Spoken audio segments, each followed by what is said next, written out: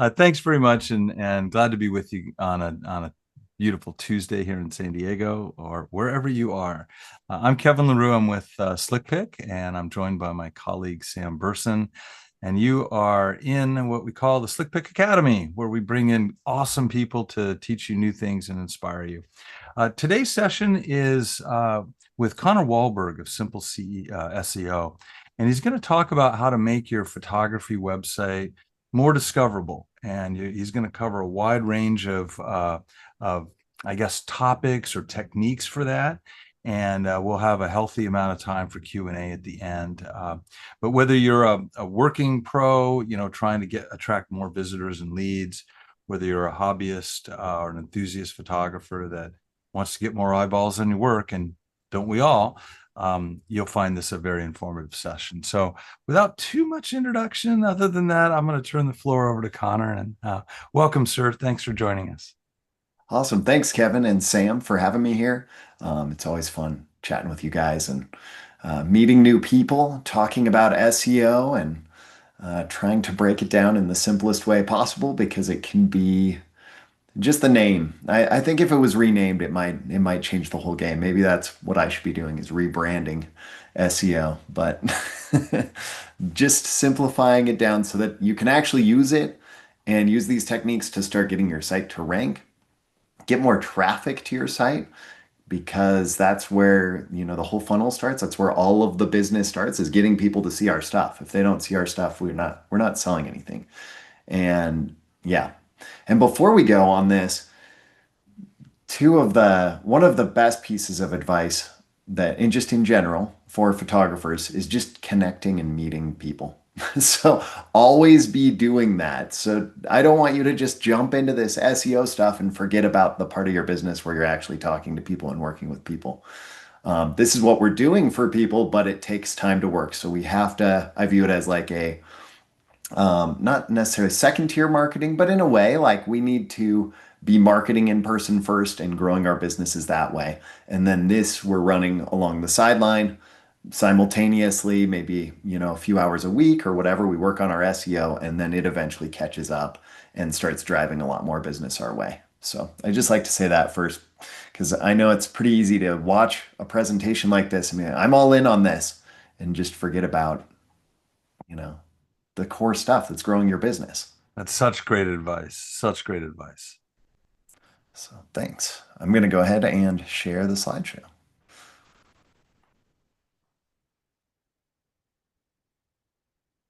All right. SEO for art photographers.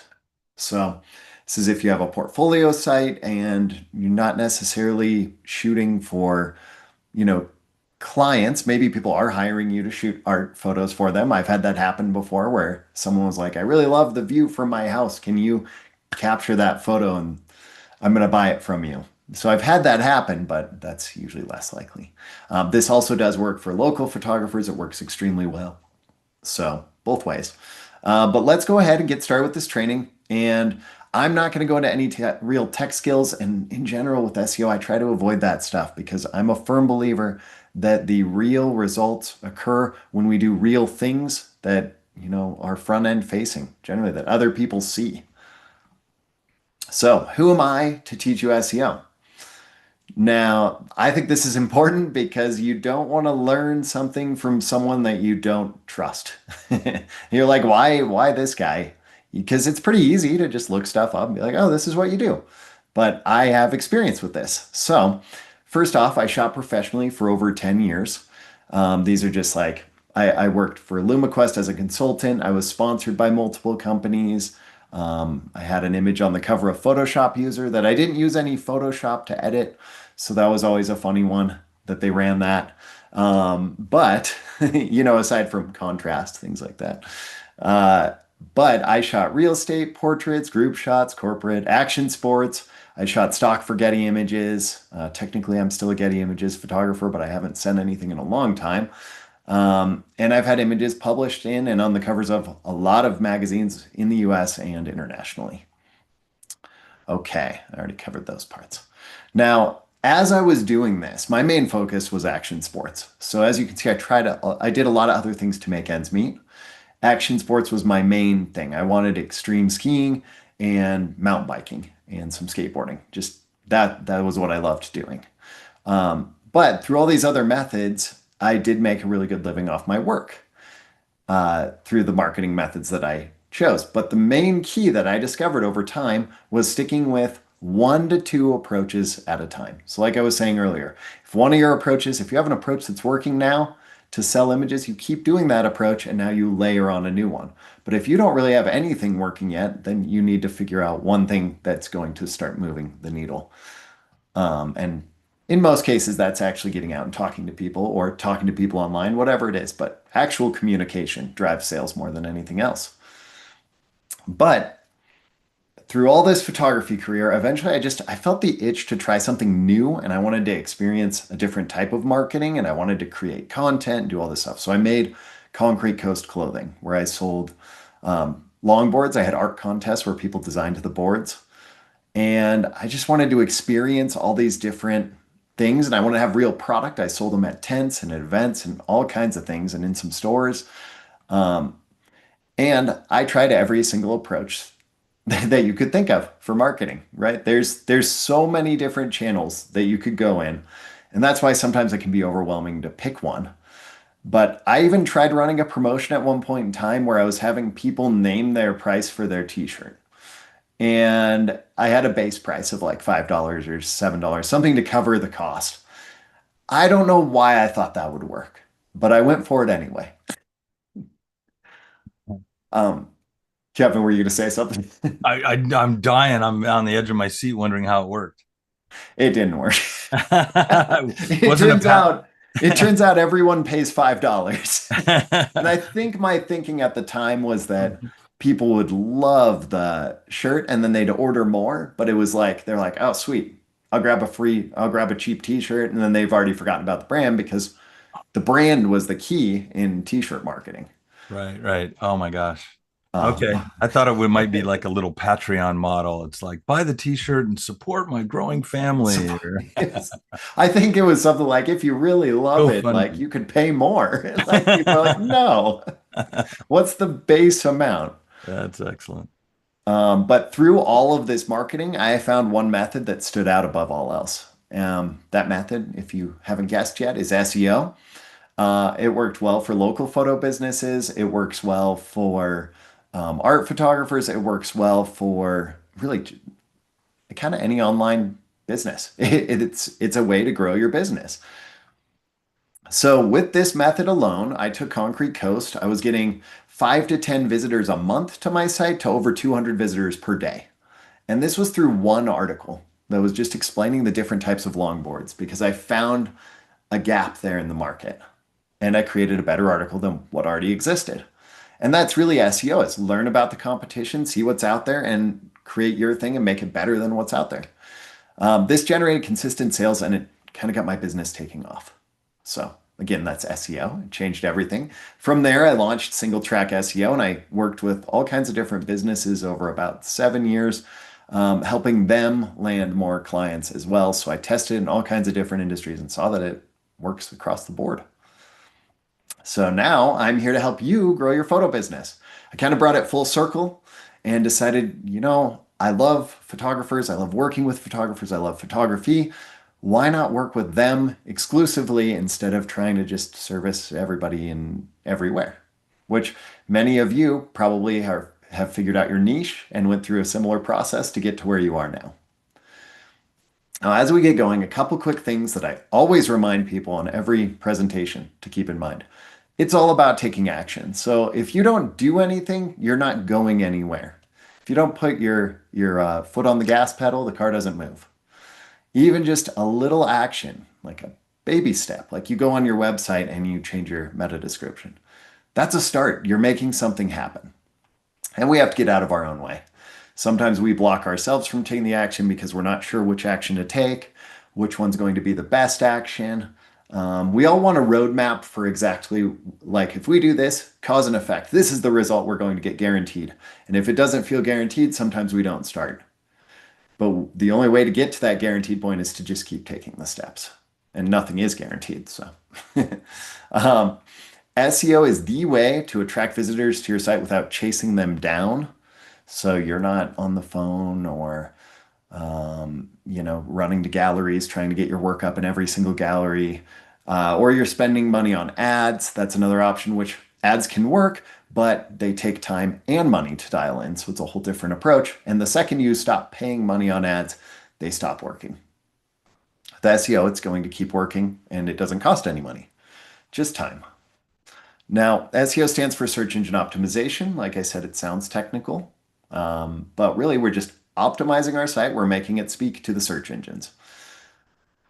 So, and the search engines could be Google, they could be AI, it could be Perplexity, it could be Google's new AI, which is kind of taking over Google. Now, this whole process of SEO, I always like to tell people is not instant because, like I was saying earlier, don't just jump all in on SEO and forget about marketing your business any other way because it's going to take time and your website has to get established over time. You have to grow backlinks. There's all these things we need to be doing. Okay.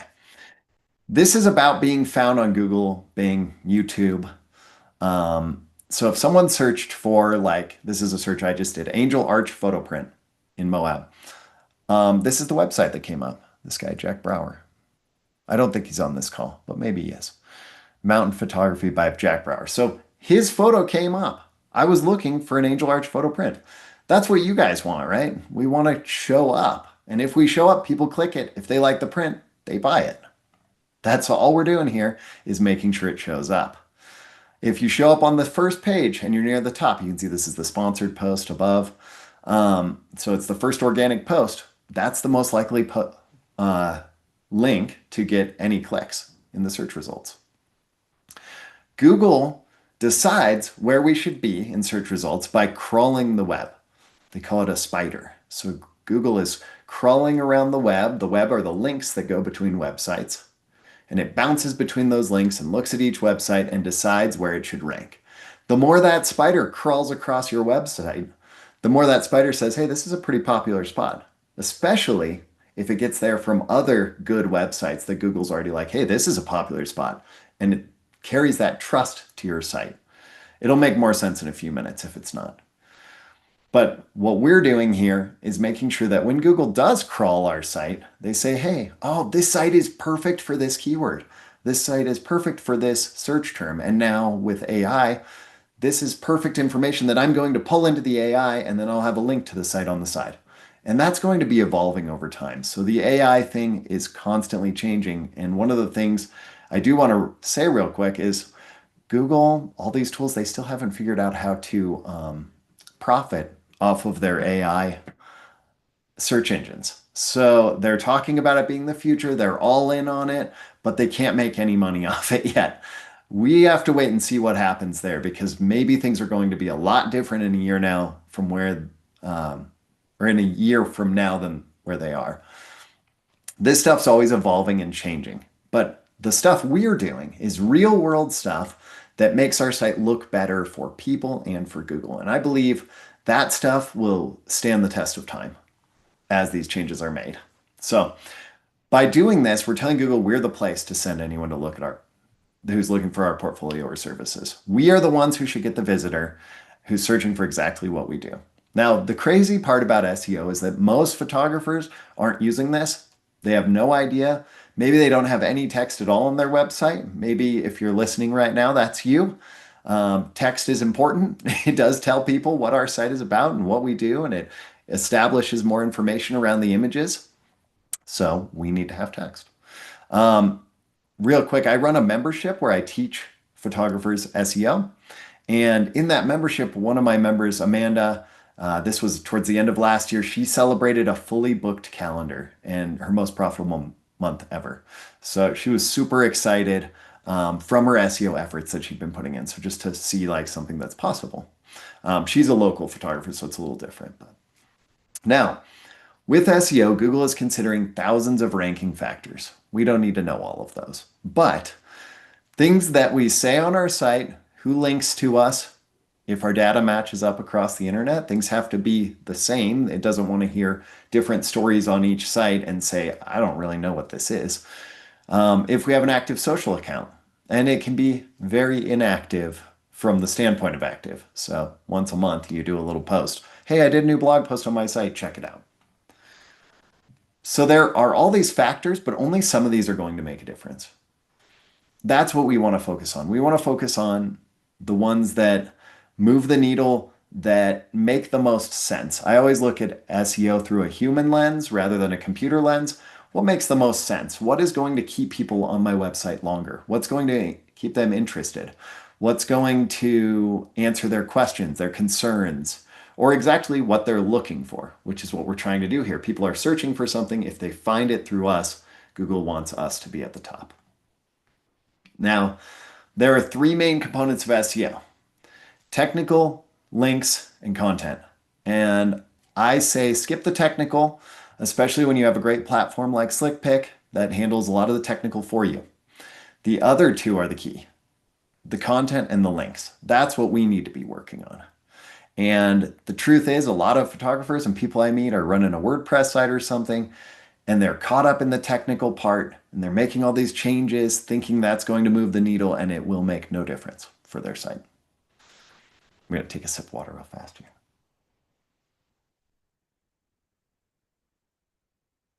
A lot of talking. Okay. First one, links. We need Google to find us. Like I was saying, they crawl the web, they need to find us. So we have to have links that come to our site from other websites. These are called backlinks. When I talk about these in my membership, I find people get very confused initially because they're like, links. Yeah, I have links. I have a link from this page to this page on my site. Well, those are internal links. So if you link from your homepage to your about page, that's an internal link. It helps Google crawl your site, but it doesn't help Google get to your site. It doesn't establish your authority or the trust factor that Google needs to see to move you high in the rankings. The other thought people will start to have is, oh, links. Okay, perfect. I'll put a bunch of links on my site that go to other websites. That would be a forward link rather than a backlink. So that's you linking out of your site. So you're actually telling Google, hey, you're on my site, jump over to theirs. Check out their site instead. It's like, no, we don't want to do that. It's okay to have links to other sites and it helps us establish our site and everything, but it's not going to grow our SEO.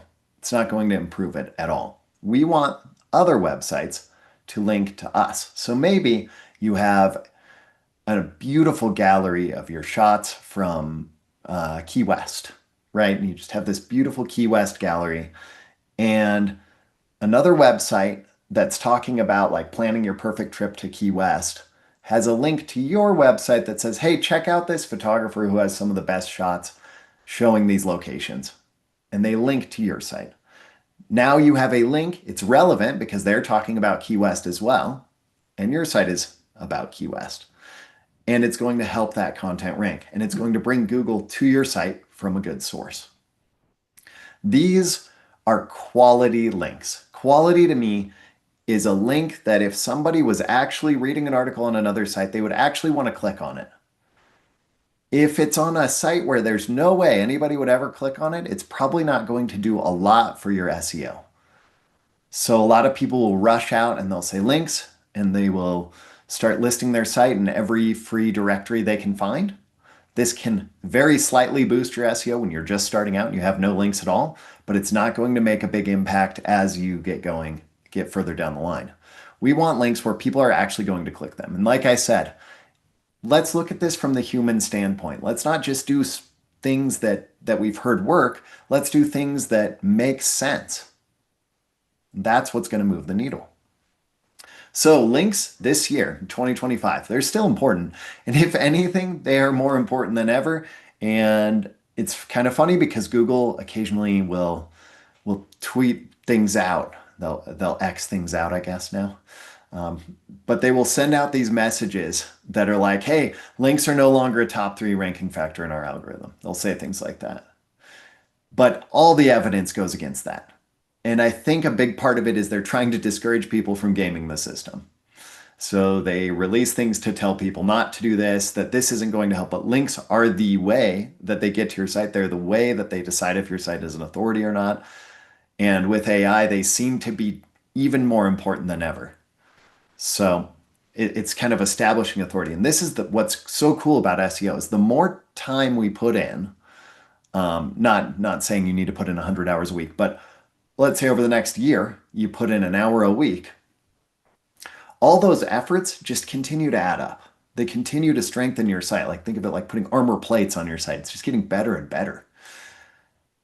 So all these efforts are super positive and they're going to make an impact over time. You're not losing ground. You're only gaining ground as you grow more backlinks and as you create better content. So that's why I'm so passionate about SEOs because you sink time and money into your website. You're sinking energy into your website. We want to make sure that energy does something and that it's lasting. Whereas when we run ads or something like that, we sink money into them. And the second we turn off the money, the energy's gone and the ads don't work anymore. This keeps going. So 2025, we want the right kind of links though. We don't want a bunch of spammy links. We don't want to go out and pay for links. Google has said that's not good. You cannot be paying for links, though there are certain workarounds. Like if you join your Chamber of Commerce, that will get you a good link, and you have to pay to join your Chamber of Commerce. So there's certain things like that that Google's fine with, but we do not want to go out and pay for links.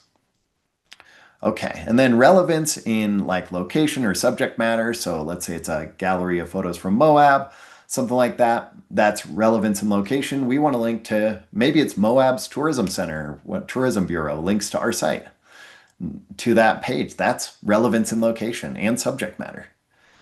If you go to my website, connorwahlberg.com, and you click on blog, I have an article all about ways to grow your backlinks. The big one is really guest posting, reaching out to other people and contacting them, and then also sites that have lists of resources that make sense. And a great way to do this that I don't cover in the article that I need to add now is using AI, using ChatGPT and asking it, hey, here's my website. Do you have other websites that are related to the content on this page that are accepting guest posts? Can you find some for me? It'll give you a list and you can reach out to them. And a lot of websites have a page where that's either right for us or guest post, where they give you the directions for how to do it. All right, so backlinks are covered. The next one is content. And content is king. And that is the that is the statement that you'll see all over the internet. And sometimes you'll see people arguing and disputing, like content doesn't matter anymore. Well, if content doesn't matter, what are we looking at on the internet? We might as well just get rid of it. It's all it is content. We need to get our on-page content, that's what people see, dialed in. People need to understand exactly what we do right from the start. And so when we have different galleries on our site, when someone goes to the gallery, yes, it is a bunch of pictures of a certain location, but if there's more information about that location and how we got the photos and things like that, it reinforces all of that. And Google can read that content. And maybe, whoever's visiting the page would love to learn 10 cool facts about this place that they were looking for a photo of. So the text on our page and our photo descriptions, so that's the meta descriptions and then alt tags, things like that, they tell Google what we do. SEO, all we're doing with SEO is continuing to be like, Google, this is what we do. Google, this is what this page is about. This is why you should rank this page. But at the same time, to make that work really well, we need to focus on user experience and say, hey, what would someone visiting this page want to see? What would they care about? And a great way to do research on this is like if you have a page that you want to rank and you have an idea what it should rank for, like Moab photo prints, maybe you'd want a better, that's going to be a tough keyword to compete with. But you type in that search in Google, look at the pages that come up, scroll down, click on the independent photographer pages as opposed to like things like, Amazon prints or whatever it pops up and see what they do. And then just do what they do, but better. And do it in your own way, of course. Don't just copy. But we're just making it clear to Google that, hey, this keyword is what we should rank for. This page should be about this keyword. Now, the common misconception for SEO is that we need to blog constantly. We need hundreds of articles. That's not what this is about. Now, there is something called topical authority where Google sees that we are an expert on it. So maybe we have this Moab hub that has all kinds of great stuff about Moab, where it links to all our different galleries and different areas that we've shot, and then it has information. Now we're reinforcing to Google that we are an authority on this topic, and people looking for this should come here and check it out. That's what it's about. It's about showing Google that we know what we're talking about and that we're highly relevant. Now, if you have a site that has 15,000 pages and they're all about photo techniques, this is just an example. And then one page is about repairing your car's muffler, something, right? Google's going to see that one page and say, I'm not going to rank this. This isn't even relevant. Even if it's the best article on repairing your car's muffler out there, we need to be relevant and we want to establish authority over each thing that we talk about on our site. And we want things to be connected. Now, as photographers, obviously all our stuff is connected, but I do occasionally see someone with a blog post that's like completely unrelated to what they do. And just they're just entertaining themselves writing something maybe, or maybe they think people want to read it, but generally we want to stay on topic.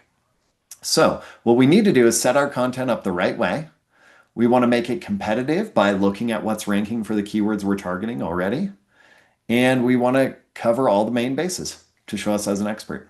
So what's really mattering here is quality. We want articles and content that people actually read and look at. It's not about putting out a new blog post every day. It's about maybe you put out one a month, maybe you put out one every other month. Whatever's your own cadence is great. But we want it to fully encompass and cover whatever keyword we're going after in the best way and make a great experience for the visitor. So this brings me to 2025 again. Google's made huge changes, continues to make huge changes. And the sites that are winning are any website that keeps people on the site. Sounds pretty obvious, right? Like, why does Google want to send people to a site that they then immediately leave and go back and search for the word again? Google sees that as a signal that's like, hey, this is not worth sending people to. People don't, it's not answering their questions. Google has to give the best possible answer or people will stop using them. So the sites that are winning right now are keeping people on the website. So if your site keeps someone for 22 seconds and your competitor is keeping them for 2.5 minutes, Google's going to say, hey, this site's doing a much better job. And then we have to figure out what can we do to make this better. And I talked about AI a little bit. It's having an impact on the amount of clicks that sites are getting. But I do think when it comes to like product-based searches, so if you're selling prints, things like that, like they have to continue to give options and AI can't just summarize, hey, there's a website with prints that you should buy from, click here. Instead, they have to show prints and they have to give you options and say, here's some things you might be interested in. It's not at that point. Now, maybe in 10 years, 20 years, AI is going to be able to read our minds as well when we have the chips in our heads. And then it's going to give us exactly what we're looking for. But till then, they need to give us options because sometimes we don't even know what we're looking for. So how do we keep visitors on a website? We make our content engaging, right? It needs to fit what people are looking for. It needs to be interesting, hold attention. Our site needs to look good. SlickPick comes in there, makes that easy. But it needs to look good. A lot of people's sites that I've reviewed, it's like, wow, this WordPress site, where did you even find this theme? I think that's 1988 website theme. And that the web wasn't even really around then. So how'd you get that? We need to make our content about the visitor, not about ourselves. People aren't in it just to find out more about us. They're in it to get what they're looking for. That's a big one. More you content, like not I content. We want to answer their questions. So what would people be wondering when they visit your site? A good way to do this is to have someone who's maybe not familiar with your work, but knows you well enough and is willing to just tell you, hey, I'm wondering about this, or like visit your site and look at this stuff. And think of the questions that people ask you already, because we have a different view. We know all the information already, and there's a lot of things that we assume people would just know, but they don't. They likely don't know those things. Make your site flow naturally. So whether it's a single page that you have, like a super long landing home page or whatever, and then it links to one other page, or maybe it's a link journey where it takes them on a journey. we want people to kind of browse around the site in a way that makes sense. And sometimes it's hard to describe this, but sometimes if you've landed on a website, you're like, I don't really know how to find this, or I don't know where this is. We don't want to be that site. Style your site. So make it look good. Avoid giant text blocks. This is something people will hear SEO, and most calls I'm sure that I get off and people are like, if I didn't have this one here, they'd be like, I know what I need to do. I need to add a bunch of text on my homepage. And it doesn't look good, and it's kind of like it's like a signal to people to leave the site right away. I'm not going to read this. What is this? We want it to be digestible. This is one of my all-time favorites. It's branding images. This does take a lot of skill and time, but picking similar style shots for your galleries. And sometimes people will just pick, they don't curate the collection enough. So it's like, here's 50 of my shots of this arch. And it's like, okay, but five of those have the same angle pretty much, and they're just a slightly different zoom from the same time. Let's narrow that down to the one best or two of the best. We need to curate our collections. And Apple does this best with their products. This is where Apple crushed Samsung years ago. I think it was, yeah, Apple crushed Samsung. That's what it was. Samsung, this was like 10 years ago, had all these different phone models, and all the Android models, all those companies had, 8 different models. And they're like, this one's best for photos. This one's best for texting. This one's best for internet. This one's best for business. And Apple came out and said, hey, here's the iPhone. It does all the stuff you want. Like there's one option or there's two options. And this one holds more, but that's really it. It's still the same phone. That makes sense to people. When we have too many options, sometimes we get that, I guess, is it analysis paralysis or too much selection? And we look at it and we're like, I really can't decide which one I like most. And then I'll come back to this. I'll leave the browser tab open. I'll come back to it tomorrow. And then tomorrow comes, and then the next day comes, and 2 weeks later, they're like, yeah, I just don't think I'm going to get when I close the tab. But we want to help by curating our images. But back to the branding side of things, that is where they all have a similar style. So if you have galleries on your site or on your homepage showcasing your best work, and they're all dramatically different. Like one is very muted, one is very saturated, one is very bright, one is very cold, one is very warm. There's no cohesiveness, and it doesn't make sense, and it just doesn't have as good of a feel. I think we want to create a feeling with the way we style our images in our galleries. And a big part of this can be editing. Okay, so keywording our websites. So how do we do this? Depending on what you shoot and where you shoot it. So if you have galleries for different locations you're shooting in, if you're a landscape photographer, this is pretty easy win, right? I shoot all these, I went to Moab, I shot all these great photos. I keep going to Moab. I'm probably tiring you with all the same example for every single one, but I love Moab. It's awesome. I think a lot of people know the place, but beautiful images of Moab. And so I make a gallery, I build a page around it, I build other content around it, I link the content together. Now I'm showing Google that Moab prints, like this is something I do and I know a lot about. And, I'm taking the visitor on a journey through this stuff. So they're finding more information, learning more about Moab, about these photos. Like, I know that sounds very literal, but we have to be a little literal with Google. So I call that a hub page, where you have one page and then you have other pages that link to it or link back to it. This is going to help you rank on Google. So like dividing stuff logically by location makes a lot of sense. Some best practices with this, what we need to do. Your keyword should live above the fold, whatever your keyword is. So maybe your keyword is that angel arch photo print. Variations of your keyword through the article should exist. We don't stuff them in there, but we need variations. So now further in the content, as people are reading about it, it mentions something about arches in Moab. That's kind of variation, right? It's connecting the dots. When people talk, we don't say the same word or expression again and again. We change it up. Unless it's me talking about Moab, and then that's all I talk about. But I do say it in different ways. And that's how Google reads our sites. If they see that we're saying things in different ways, they understand it better, and they also understand that it was written more by like a human, someone who actually knows what they're talking about. So then we take the keyword, we're going to look at the top ranking sites and pages on Google, of course. Let's see how these other pages are set up. Let's see what other content's on the site. Just kind of put on your detective hat, do a little research, look at these other websites and see what they're doing that's working, and then figure out what you're going to build for yours. That's all we're doing. We're looking at the competition. We're saying, how can I do a better job than them?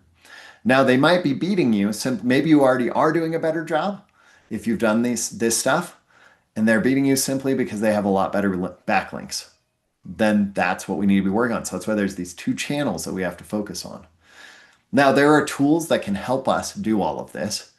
We can ask AI, hey, can you analyze this site for this keyword? That's my competition. They're doing really well on it. What are they doing so well that's helping them rank for this keyword? It will tell us. We tell it to be an SEO professional when we do this. And I have prompts in my membership where I help you through this process. But you can also ask AI, hey, can you make a prompt for me to ask you this question? And it will create a beautiful prompt and you're done. Plug that in and you'll learn. So we can do that. We can also ask AI what keywords it suggests. We can say, hey, here's a gallery I have. I would love to start ranking for these images that show this location or that show this place or are of this person or whatever it is, or are of this motorcycle, whatever our galleries are. Look this over. This is what the content is, but also look at the pictures. Tell me what you think are some relevant keywords for this page. And then we can go on Google and search those keywords and see what makes sense to us and where we fit in. So definitely use AI to guide this process. Um, and then we take these images by keyword and we group them and build pages that are going to, this is a very simplified version because it's going to be case dependent on what your competitors are doing too. But we want to strengthen it for that word. So I have an example like images of Arches National Park, all on one page targeting a specific keyword like Moab, Utah, Arches National Park photo prints. Simple as that, right? But maybe we don't want that keyword to be our main keyword because that sounds pretty bad. So we change it and make it sound better, but we, make sure we're covering all of those points and saying national park in the content below and things like that, speaking naturally. The key to all of this is understanding our competition. Google's literally showing us, they're giving us the map for how to beat people. We can literally see what to do. And there are also tools like if you go to moz.com, moz.com, you can type in the top ranking site and it will give you a score out of 100 for how well that site is doing based on backlinks and what backlinks they have. So you can even see who's linking to your competitor's site and say, hey, you know what? I could reach out to them and get a link too. So we can learn everything we want. That's the best part about SEO is all the data is out there. We can find it. We just have to know where to look. So there's also a lot of other SEO tools other than Moz, but I mentioned that one because it's free for 3 searches a day. So take advantage of those 3 searches each day as you're doing this. And before we do any of this, let's learn about our own site. This is the one action step that I say you take right now, or maybe not right now, right after this call, because otherwise everyone's going to be asking questions on this. Look up Google Search Console. So I would take that step now. Go to Google Search Console in your browser. Just type that in. It's a free tool through Google. Set up your account. You'll add your domain there. Use the domain level, not the URL level. It's going to give you 2 options. That sounds confusing, but just domain level. And you type in your address. It's going to tell you once it's all set up, it might take a day to fill in the information, but it'll give you the last 16 months of data for every keyword your site ranks for currently. What word it is, where its position is. You can get granular and look at individual keywords and say, oh, look at that. I've been increasing for this word. It's a gold mine. We might be on the cusp. You might be on the cusp of ranking for all kinds of things and you didn't even know it. And then you type in that keyword that, you're in position 12. You type it into Google, you look at the results and you say, oh, I just need to make these changes. I bet I could beat these sites. And then you do that domain authority thing, the Moz thing to find out their backlinks and their ranking, and you'll learn so much from that. So I realize that's probably a lot of information. Sometimes I get a little in the weeds here, but let's cover a couple myths and then we'll be on to some Q&A. First up, page speed technical is incredibly important. This is the thing you will hear about as you start looking into SEO, and it's not what it was. A few years ago, it was all the rage. Now most sites are fast enough, and if your site is loading slow, like noticeably slow, where you go to it on your computer and it takes forever to load, then it's an issue. If that's not the case, this isn't even something to think about. Alt tags are the number one key to ranking. Alt tags are not the number one key to ranking. They're actually for accessibility. So we want to be accurate about what is in this photo. What does this photo show? And if you have a photo of someone in a studio, and then you mention that the location in that photo that isn't applicable, Google's not going to care about the location of a photo in someone in a studio.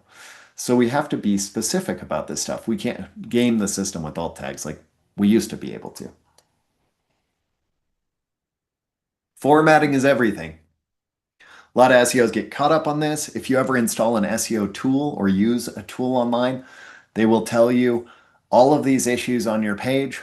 Most of these are probably not issues, and they follow what they say is best practices, but a lot of times it's kind of garbage stuff that you don't need to be wasting your time on. Quantity of backlink is key. Yes, we want more backlinks, but they need to be quality. That's the key. We want relevant backlinks. We want links that people would actually click on that other site. If it's not, it's probably not going to help us much. It's not going to hurt, but it's not going to help us. Writing more will rank you higher. This was a thing. You could take an article that was ranking and it was 500 words, and then you could write a 1,000 word article on the exact same thing and go more in depth, and you would beat them. It's not the case anymore. AI makes it way too easy to do that, and the algorithms have gotten smarter. They understand now that more doesn't mean better. Quality is what matters, and answering people's inquiries is what matters. This is a very old myth. Don't repeat your keywords constantly through your content. It looks spammy, and it will get your site penalized if you do it too much. AI will crush SEO. I would say that SEO is just going to be changing over time with AI, but websites still have to get found somehow. And I, I mean, maybe there will be a point where certain sites, educational sites, right? That's already happening where it's changing. If somebody's looking up how to, fix their air conditioner or something, having an AI answer is great. We don't really want to go to specific websites. We're fine with AI telling us how to do it as long as it's citing sources and it sounds right. So in some cases, it's changing it. In other cases, it's not. I think in products and local SEO, not a lot is changing with AI. And I don't think it will. Like I said, we have to have selections or options, I mean. Blogging doesn't help. Blogging does help. Blogging nonstop for the sake of blogging doesn't make a difference, generally. Maybe you'll stumble over a keyword, but spending time creating good stuff is actually what helps. This is one people have asked me before, will I rank higher if I also buy ads? It's like Google has said no. People have tested this out and seen that it doesn't seem to make any difference. All right. Let's open up the floor for Q&A. Nice. Nice. I love the myth busting at the end there. That's Thanks. fantastic. So I've been capturing some questions.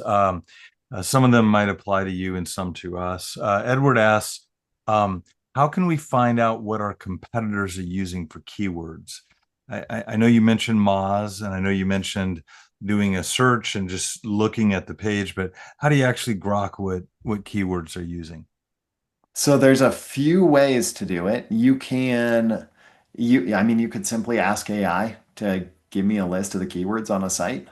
Oh, wow. It's not going to be the most accurate or up-to-date data because it's trained on a specific model. Mm. But let me see. There's a tool called Uber Suggest, and Uber? they have a free plan. I'm dropping a link here.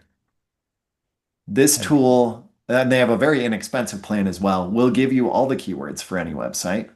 Here, Wow. I'll drop some others in there too. I'm not biased to any one. I would say SEMrush is probably and Ahrefs are probably the best, but they're more expensive. But almost all of these have a free week-long plan or a free few-day plan, Oh, and cool. you just cancel one click. They aren't going to call and hassle you, at least from my experience. So that's good. I know people are hesitant. Like, I don't want to enter my credit card and then have them call me and be like, it's You walking can. me through 20 questions before they let me go. Oh man. Yeah, that's no fun. And Edward, you had asked where do we insert the keywords on our site? So Connor, you want to mention a couple things, and I might jump in as well. Yeah, so this falls in kind of the best practices thing, right? The title of a page, because that's what shows up in a Google search result. So people are way more likely to click a link that has the keyword that they searched. So Mm, that's a simple win to get more clicks. If people click it, Google says, hey, this is doing a good job. I'm going to move it up higher. It's getting mhm. clicks. Yep. That's called indirect influence. In our meta description, if it's not in the title, I like to have it in one place or the other, not both necessarily. Oh, And that's really? Okay. where SEO tools will be like, put it in both. And it's like, well, yeah, then you're just repeating the same 5 words or Mm, whatever. hmm. We need it in, generally, I like it on an H1 or title tag on our homepage and on our blog pages. So, like I said, the title. And then in the content somewhere, it's good to have it. You can ask AI to analyze your article once you write it and say, does it cover this keyword well? Mm, And is it in it enough? And then variations of the keyword is really what we want through the article. If it fits an alt tag for an image naturally, if it makes sense, absolutely use it on that image. mhm. There's really not a whole lot of other places that we have to think about it too much. Sounds like it's pretty straightforward blocking and tackling there. But by the way, I just want to sidebar for a moment. I've sat in on a couple of Connor's other sessions on his own platform, and his presentation on using AI is off the hook. If you get a chance, if Thank you you. guys ever get a chance to hear what he says about how to use AI effectively, and it's mind blowing. So, hats off to you. Thank you. I appreciate that. So Jennifer, there was some discussion about what constitutes being above the fold, and then that spawned. And so I explained that that's the information that you see when you first get to a site, no matter what screen you're on. So you want your most Yep. important stuff up first. Jennifer had a follow on, which is, can you add a link there that's a path to more the center of your website? Jennifer, jump in if I didn't interpret that correctly. Hmm. Um, Um, it was more that I was trying to verify my understanding that what they see at first, um, that's like the tag or the T, and then the link takes you to what you want them to stay on. So So it with really regards, wasn't a question. okay. oh, gotcha. It was an observation. Um, yeah, that's a good one. Tom, just real quick, yeah, we'll make this available for later viewing. Thanks for coming in. And there was some questions about, can you show the myth slide again? June was mentioning that because everything was in the negative and you were refuting the myths, it was sort of difficult to follow. And so maybe you could show the myth slide and kind of reverse it to positives. I Okay. don't know if that makes any sense. I don't want Yeah, yeah. So the to. opposite of what I'm saying here Yeah, is yes. good. So In fact, do that for the entire presentation. Let's see what happens. so page speed and technical are not as important as people think. So when you read a lot of stuff, technical is important, but the platform you're on likely handles it well, depending on the platform. SlickPick handles it well. Um, WordPress handles it well once you set it up right. You have to do your own work there. Uh, Yeah. alt tags are not a key to rank. Formatting for Google, it's good to format things, but this is not everything. The Mm, key is not how many backlink. backlinks you have, it's how many or it's how many good backlinks you have. It's more important to have good backlinks. Writing more on its own isn't going to rank you higher. Creating more quality content will. Okay. When it comes to our keywords, we don't want a bunch of repetition. That's spammy. Uh, AI, I don't think is going to crush all SEO. I think it's just going to either amplify certain efforts, do make certain efforts less effective. It could go any direction, but realistically, I don't think it will crush a lot of like product-based or local SEO or gallery-based type of stuff. I like that thesis right there. I like that. Like you say, people Blogging, need options. blogging does help. We want to blog. We just don't need to blog all the time. And you don't need to pay for ads to rank for Google. So That was a question I had, thinking about, somebody just sort of starting out, before the organic SEO or the natural SEO kicks in. I've heard that some people will pay for Google PPC ads just to get some traffic to the site, and get some engagement. But then, that ad spend goes down as your organic stuff comes in. Is that still a thing, or it's an option if you have endless cash? I think some people still will do it, some agencies. Hmm. The thing is, you have to know how to run a really good Google Ads campaign, Yeah. and it's going to cost money to figure this out, a lot of money probably, and it's going to take a lot of time to get it dialed in. And that could be time you're spending on your SEO and you're out talking to people and networking to grow your business, and those are going to be way more effective. But if you already had a good foundation in ads, I could see using them to test a keyword even to be like, hey, is this even going Right. to help? Oh, that's a Um, good point. That's actually a good. yeah. Um, so here I've got a couple of questions. As I was listening to you. Can you explain a hub page again? Is it a page that it leads to other blog articles? Is it like an index page? Yeah, I could actually just kind of show one on my site. Let's see. Do I have any hub pages on here? I might have changed that up as I've been modifying my site over the years. Um, So when you talk about I'm gonna give an example with this, but landing people on Moab, on a Moab page, got some nice photos, and then there's some links about, things you need to know to travel, yes. that goes to blog. Yep. Sure, here's how to keep dust out of your camera, blog article or whatever. So it's kind of a centralized, like a table of contents, right? Yeah, so if you had a page that was ranking for, I'm trying to think, just Moab tourism or visiting Moab, right? Right. Would be an example. And then, yes, you have 8 pages that are linked on that page. One's about what to bring to Moab, another one's about um, your favorite photo prints from Moab, another one's Okay. sites to see, something like that. That's a strong way to reinforce that main hub page. You want to link from the hub page to each page, and you want to link from each page back to it. Okay. Okay. So it's Gotcha. just internal linking. So it's a way to handle it instead of long form content. So instead of having one page that just runs through everything, Hmm. you split it up logically, and then it all links from that one page, which is a hub connecting them. And it's like they call it hub and spoke. So it's like a bicycle wheel, Right. Got it. where you have the hub in the middle and spokes going to each page on the outside and back. Oh, that's great. That's great. Um, Jeff came up with a great question here. Is a backlink to your site from an Instagram or Facebook thread considered a good backlink? I'd call it a relevant link and a good signal. I would not call it a good backlink because those Okay. don't have staying power. Social Not media even is if you pin fleeting, them? right? You could pin something on your Instagram.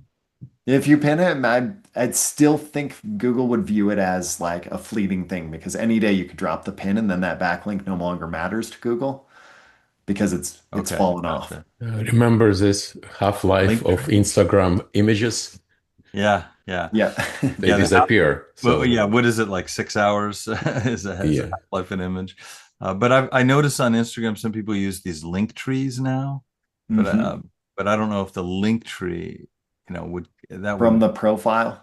So yeah that's creating the link tree is on a website. yeah yeah. Um, Mm, Technically, that'd be from your own page to your own page. I mean, maybe if somebody on a okay link tree was linking to you from their okay. link tree, maybe that has a small gain, but I wouldn't think it would be a lot. Not something to invest a lot of time in. Um, No, but y- supposedly they're starting to index Instagram images. Somebody in my oh really? membership told Oh me this like 2 days ago. oh really? Oh that's And if with that being the case, then working on writing good descriptions on your Instagram images is that are in depth about it and tell a story and enticing, that's going to help. mhm. Oh interesting. Yeah. But Google also can read your image. This is something to remember when Said people about try to that. game the system. They're analyzing the image of what it's Hmm. about, right? So you can't like fake the description and Yes, that's why we need to be accurate now. quality over quantity. Um, you mentioned time on page or time on site as being a key measurement that Google looks at. Are videos good for keeping people on the site? Absolutely. Okay. And I think it breaks down another sales barrier. So if they see you in action, so you have this beautiful Moab gallery, and while you were doing some of the shots, you set your camera, your phone on the side, and you filmed yourself getting the shot and you panned around the scenery, and then you Mm, add some audio overlay or something, okay. and you post that, then it's going to keep people on the page. It's also, you want to post the video on YouTube because Google owns YouTube and it's another search engine.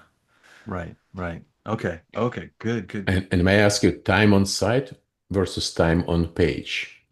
It used to be time on page, I believe, no? Hmm. I think time on page is the highest signal for a specific keyword, but I think time on site is the main one that probably matters. Right. Because Because people if people are are landing and clicking then they're around on your site and they're going deeper, then Google is seeing that they are getting more of what they want from you, right. what they're Excellent. looking for. Excellent. Ed, you asked how about a video of images on a landing page? Can you explain a little more about what you're asking for there? You're muted right now.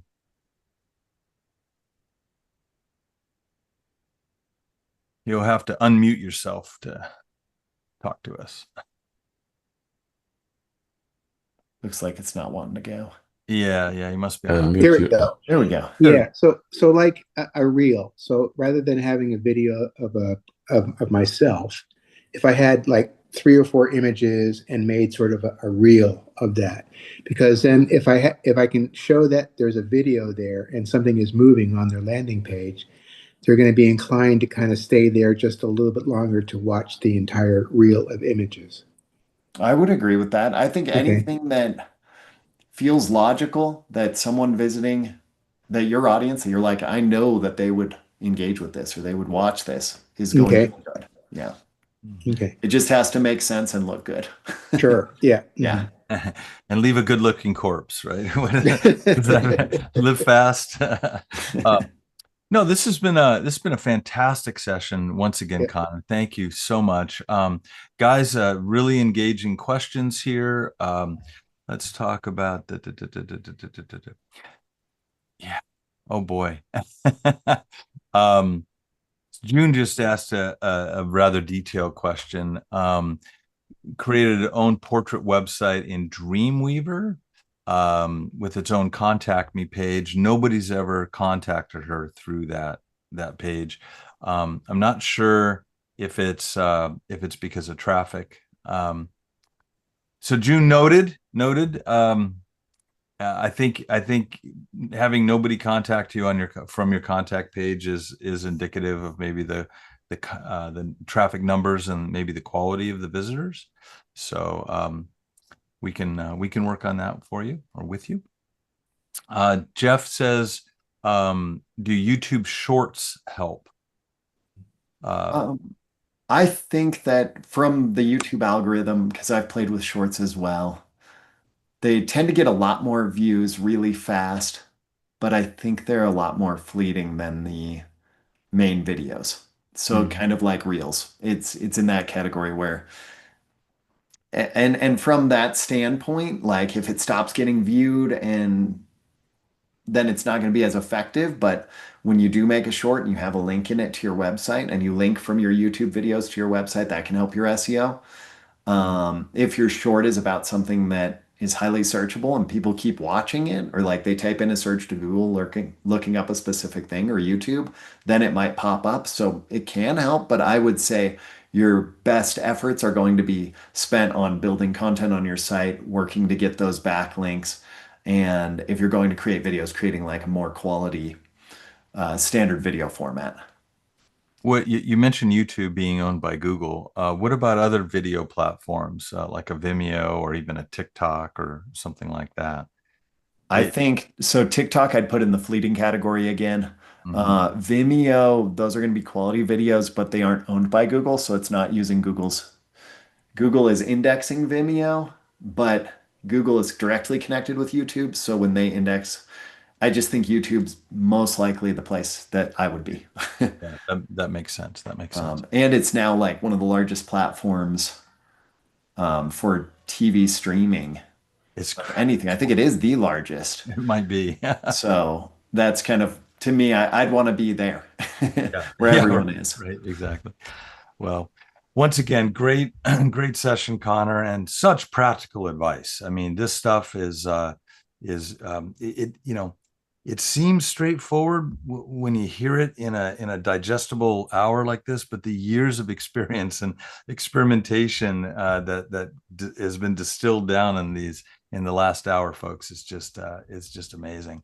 So thank you once again, Connor. And if people want to get a hold of you or learn more about your memberships or your services, how do they get a hold of you? I just dropped my I link see it. Good. in the chat box. Great. Great. So on my site, I do audits for photographers, and then I have a membership, and that has the AI course and the photo SEO course. It's a monthly membership, and you can always join at any time, leave at any time. So if you want to be in for a month and you want to knock things out, that's fine. I'm happy to have you there. Take advantage of it. Yeah, I've sat in on some of his live sessions where he's just doing, Q&A, and people are always working on their own projects at their own pace. And so by having a membership, it's very, very helpful to have that resource on demand. And I've noticed that you've got a really nice community there as well. So I saw some photographers asking other people to if they could write articles on their sites and create that quality backlinking. So Yep. that community of sort of SEO minded photographers seems like it's gaining steam, huh? I think so. And that's that new thing that you're talking about is the backlinks section. And and yes, June, that's where the AI course is. The backlinks section, so you can list your site and say, hey, I'd love for people to write some articles for me. And Yep. even if, you don't do the same niche, it's another photographer. And Google sees a photographer linking to a photographer, that's relevant. Right. So if you can write something talking about, anything relevant to that person, there's a lot of people in there that would love to have you write for them, and then you get a backlink because Mhm. your author bio or whatever, or you have a comment in your article Mhm. that links back to your site. That actually brings up a last question. Then we'll close this out. I'm sorry. We can talk forever. Um, if you put a link in a comment on a blog that leads, so you're on somebody else's site, you're reading the article, and you say, "Hey, this is great. It reminds me of something I'm doing over here." Click over to my site. Yep. Does that help at all? It does. It's going to be a smaller effect. Okay. Generally, the higher the link is up in an article, the better it's going to perform. And Okay. if it's in Gotcha. the body text, it performs better. But a comment link still counts as a link and can make a difference.